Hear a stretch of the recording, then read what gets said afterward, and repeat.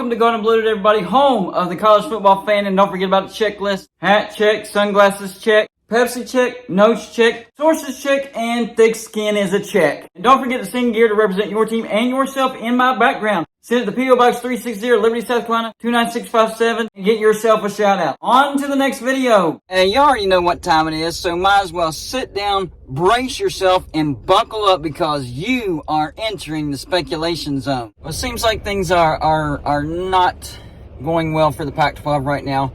The Pac-12 had a meeting to talk about the TV deal, and Colorado also had a meeting talking about how their athletics are going to look like in the Pac-12, and it seems like both meetings did not go well.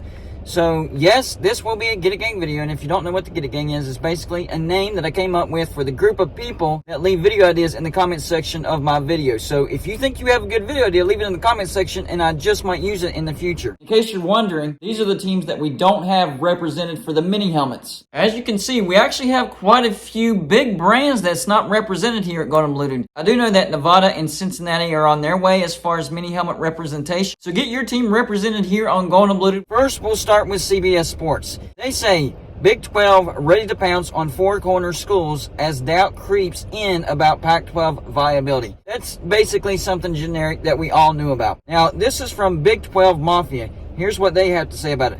According to a source close to the CU Colorado Regents, there has been a 13-0 vote. That's unanimous to leave the Pac-12 sinking ship. While no official offer has been announced, this would lead Big 12 Mafia to believe Colorado Buffs will be leaving to join the Big 12 in 2024. So things could be speeding up rather quickly. Now, this is where the Get It Gang comes in. This is from a Get It Gang. This is a comment that they left. This is from Mountaineer News 2. It says, well, I heard some major news. I don't know if this is true, but it is interesting. It seems that the Pac-12 meetings during the tournament have failed miserably. It seems that the commissioner got into an argument with a few presidents.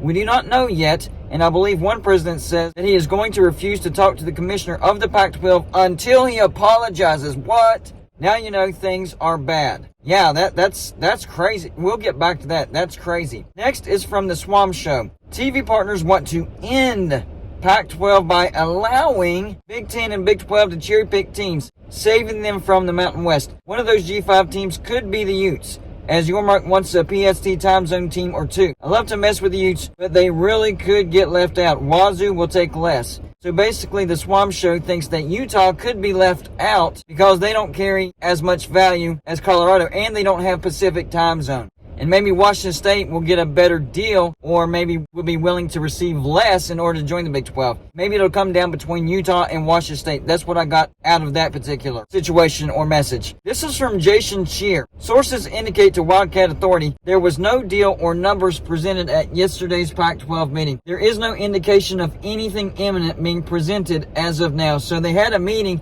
and they didn't even get to talk about the TV deal. And there was arguments, and one president wants an apology from the Pac-12 president. Sounds like that meeting did not go well at all. Next up, Pac-12 Sports on Prime. And I quoted this yesterday, but I think it's relevant to this situation. Rumors coming out of ASU, Arizona State Athletic Department are stating that Colorado and Arizona are being offered major perks if they join the Big 12.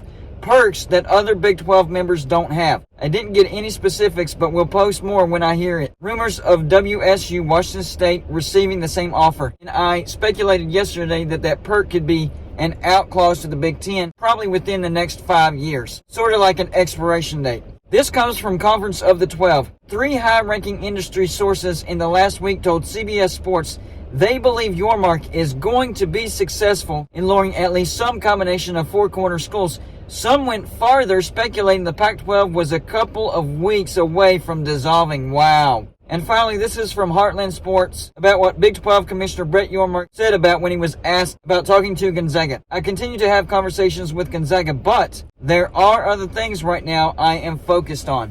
And right now, he is focused on getting those four-corner schools and possibly also focused on getting Washington State and Oregon State. It looks like the Pac-12 meeting was an utter failure. A possible argument breaking out during the meeting, and one president claiming that he wants an apology from the Pac-12 commissioner, or he's not even talking to the Pac-12 commissioner anymore. This is crazy. And then also the Colorado meeting, a 13-0 unanimous vote to leave the Pac-12. So it seems like Colorado is definitely going to be one of the first teams to leave the Pac-12. I think Arizona is right there with them, because I heard a couple of days ago that Arizona and Colorado were the odds-on favorite to be the first teams to leave the Pac-12 for the Big 12, and that will be a ripple effect. Utah and Arizona State would also go with them. Of course, we know state legislation is in place that if Arizona goes somewhere, Arizona State will go as well, and vice versa. So it would be Arizona, Arizona State, Colorado for sure, and then Utah on the fence. But according to that other comment, it actually could be Washington State, because they would 100% carry that Pacific time zone, and Brett Yormark wants that Pacific time zone. Now, if he grabs Arizona, he kind of sort of gets the Pacific time zone, because Arizona doesn't have daylight savings time, so they're technically in the Pacific time zone up until November. So I don't know if that would make any difference as far as pursuing either Washington State or Oregon State. I would say little, if any, because he wants to lock it down year-round. Talking about basketball and football, I know Gonzaga would lock down basketball as well, but Washington State would be the entire package, and Washington State does have some value. They have the top 25 fan base as far as size goes. And remember, they get great exposure on ESPN Game Day. If they join the Big 12, then they're giving the Big 12 great exposure every single week, because they fly Old Crimson, the Washington State Cougar flag, every week on ESPN Game Day. And they will continue to do that. So it looks like things are rapidly deteriorating for the Pac-12.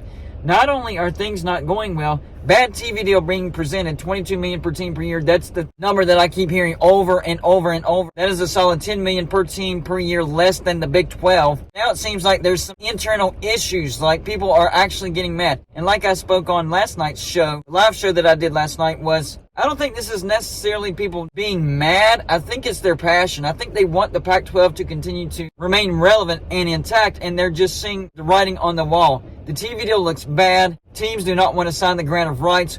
Oregon and Washington, they're not willing to sign any grant of rights past 3 years. So you're looking at Oregon and Washington say, screw you, we're leaving at least by 3 years from now. So we're only going to sign a grant of rights that's 3 years long. So right there, that's a middle finger to the Pac-12 saying, hey, even if we do sign a grant of rights, it's only going to be for 3 years. And these other teams are kind of displeased with Oregon and Washington right now, because they're wanting unequal revenue share just to stay 3 more years. I mean, how big of a slap in the face is that? Not only are they wanting unequal revenue share, but that still only guarantees that Washington and Oregon are going to stay 3 more years. So it looks like George Kliavkoff is willing to sacrifice the rest of the conference just to have Oregon and Washington for 3 more years. That's not good. And maybe that's why the Pac-12 has been looking at Group of 5 teams, trying to get teams that they know would be okay with that unequal revenue share. That way they can keep Oregon and Washington. Possibly Cal and Stanford could be in on that unequal revenue share as well, because they know they have value to the Big Ten. So he's looking at the San Diego State, SMU's, possibly Fresno State. We know he's interested in Colorado State as well. Maybe Rice in the future, maybe Tulane, maybe Boise State. All these teams that he knows would be willing to be okay with that unequal revenue share just to keep Oregon and Washington 3 more years.